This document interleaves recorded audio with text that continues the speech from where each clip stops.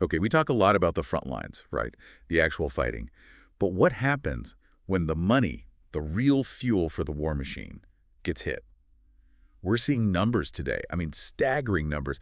A full 20%. 20%, yeah. 20% of Russia's oil refining capacity is reportedly just gone, knocked out by strikes. Yeah.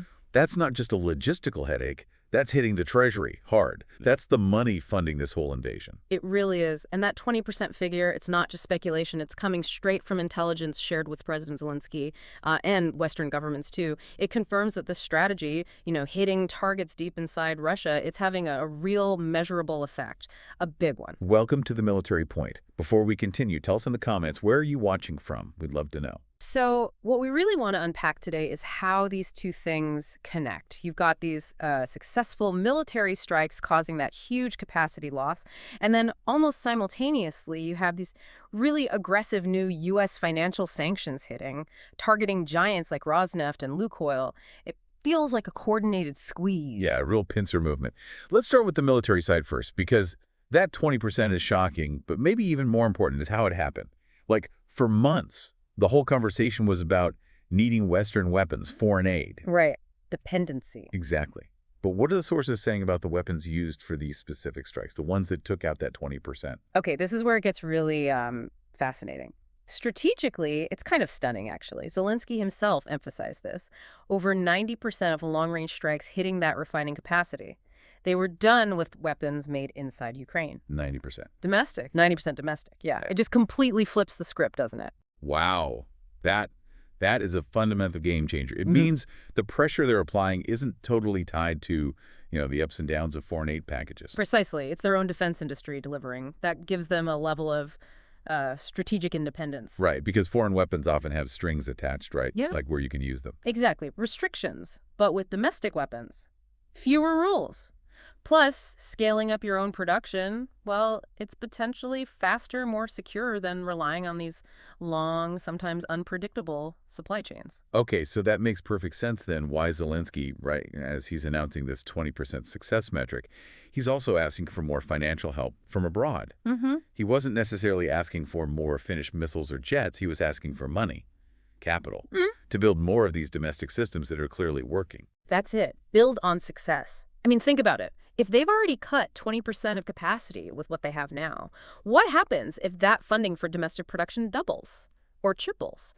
The potential ceiling for how much economic damage they can inflict, how much they can disrupt Russian logistics, it suddenly looks much, much higher. Yeah, the military success directly feeds into financial leverage. Absolutely. And that transition from military strikes to needing finance brings us straight to the money side.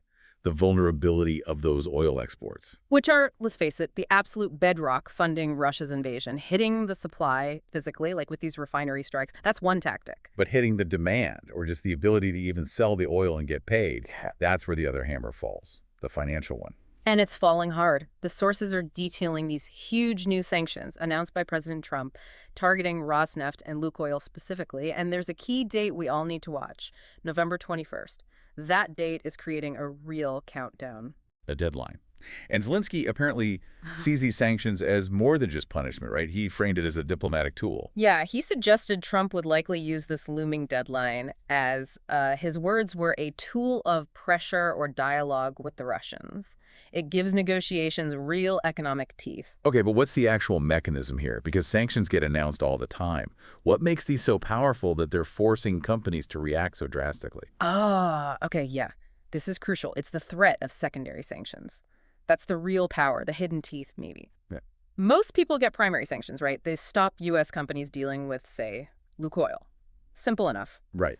But secondary sanctions, they go way beyond that. Can I break that down a bit? Please do. Because that seems to be the key to understanding why we're seeing these massive, immediate corporate fire sales. Okay, so imagine the global financial system, especially anything involving U.S. dollars, as the main highway system for international trade. Secondary sanctions basically tell anybody else, a bank in China, an insurance company in the UK, a trading house in Switzerland, hey, if you keep doing business, processing transactions for Rosneft or Lukoil, you risk getting kicked off that highway entirely, cut off from the whole U.S. financial system. Wait, so you're saying a big European bank, if it handles a billion-dollar oil deal for Lukoil after the deadline, that bank itself could suddenly lose access to dollars, to SWIFT, be basically frozen out of global finance? That's exactly it. For any major international bank, that is, well, it's an existential threat. You can't operate globally without access to the dollar system, so they're forced into a corner. Do we keep this one Russian client, or do we keep our access to the entire world's financial plumbing? The choice seems pretty clear when you put it like that. It's almost always clear. Which leads to the question for you listening. If your company, whatever it does, suddenly couldn't touch U.S. dollars or deal with U.S. banks, how long could you realistically keep trading internationally? Not long. Maybe days. Yeah. Hours even, depending on the business. Right. And we're seeing that play out in real time with Lukoil. They're not even waiting for November 21st to hit, are they?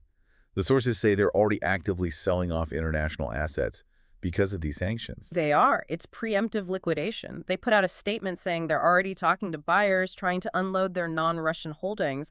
This isn't just about stopping future deals. It's forcing them to dismantle parts of their existing global business now. On a super tight timeline. They need to ditch the assets that depend on that international dollar system just to survive. And we're not talking small stuff here. These aren't just a few gas stations. The assets being sold are pretty strategic, aren't they? Oh, hugely strategic. We're talking stakes in oil and gas projects across 11 different countries. And just to give you a sense of the scale, this includes major refineries. Their refinery in Bulgaria, the one in Romania, those are critical energy hubs for southeastern Europe. Wow. And even a big 45% stake in a refinery way over in the Netherlands. These are complex, high-value assets that usually take ages, sometimes years, to sell properly. So how on earth can they realistically sell all that by November 21st? Yeah. That sounds almost impossible. Doesn't it just become a desperate fire sale where they get pennies on the dollar? That's a really good question. It's incredibly difficult. The sources do mention they're racing against that November 21st clock, but they might seek an extension if they absolutely have to. But the pressure is immense. Even if they get more time, the core issue remains. They're being forced to shed their international presence almost overnight. And yeah, you're right. The threat of secondary sanctions makes these assets almost toxic for many potential buyers who need access to global finance themselves. So Lukoil is almost certainly having to sell fast and probably at a steep discount. It's just kind of mind-blowing, isn't it, that simply the threat of being cut off from the U.S. financial system can force a global energy giant to basically dismantle huge parts of its international operations across a dozen countries. It really underscores how central the dollar system is. The financial system itself is absolutely being wielded as a weapon here. So, okay, supplies being hit by strikes, the ability to transact is being hit by sanctions. What about the demand side? Who's still buying this Russian oil, and can they be pressured? Yeah, that's the other piece of the puzzle. Right now, the biggest customers by far are China and India. They've been soaking up a lot of the Russian crude, often at discounted prices, providing that crucial revenue stream. But are those relationships solid? Are there signs of change there, too? Well, it seems there might be. Zelenskyy specifically mentioned India. He said that India has definitely given all the signals that it will reduce imports of energy resources from Russia. Really? India is signaling a reduction. That would be huge, wouldn't it? They've been such a major buyer. It would be very significant for Moscow's bottom line, yeah. Yeah. It creates a lot of uncertainty for them. Now, why India might be signaling this could be diplomatic pressure. It could be they're worried about getting caught up in secondary sanctions down the line. It's hard to say for sure. But the signal itself is important, and it sets the stage for this week, actually. All eyes are kind of on Asia. Because of the upcoming meeting.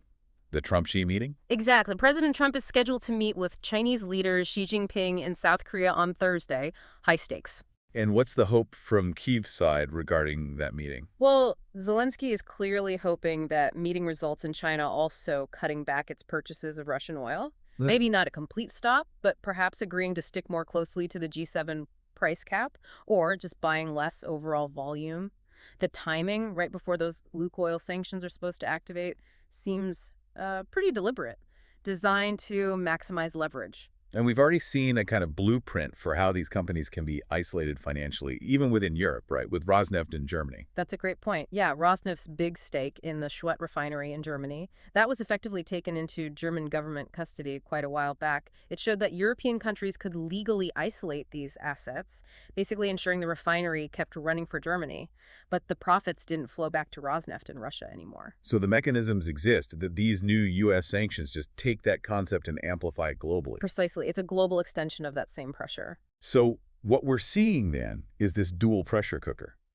You've got successful, increasingly domestic military strikes hitting the physical supply, cutting capacity by a fifth. Mm-hmm. And at the same time, this aggressive financial campaign using secondary sanctions is forcing immediate, painful sell-offs on the demand and transaction side. It's quite the combination, and it leads to the big question, really, for you listening.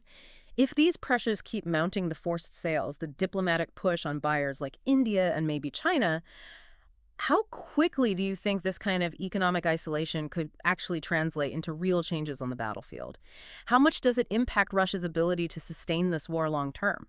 That's the crucial unknown right now. Yeah, what really jumps out looking at all this is just how incredibly potent that threat of financial exclusion has become. It's not just the 20% physical damage, which is huge in itself. It's the fact that a company like Lukoil is literally tearing down its international business structure just to try and preserve something domestically, away from the reach of those sanctions. The secondary sanction really is the centerpiece here, isn't it? It's the tool that disconnects Russia's biggest companies from the global bloodstream of finance. It stops them trading normally, hedging risk, accessing insurance, everything. And it forces everyone else, banks, shippers, you name it, to choose sides, prioritize access to the dollar system, or keep dealing with Moscow. The implications. Yeah. They're just huge, not just for Russia, but potentially for any global company that might find itself on the wrong side of these kinds of measures in the future. It really reshapes the landscape. It does indeed. You've been listening to The Military Point. Stay sharp, stay informed, and we'll catch you next time.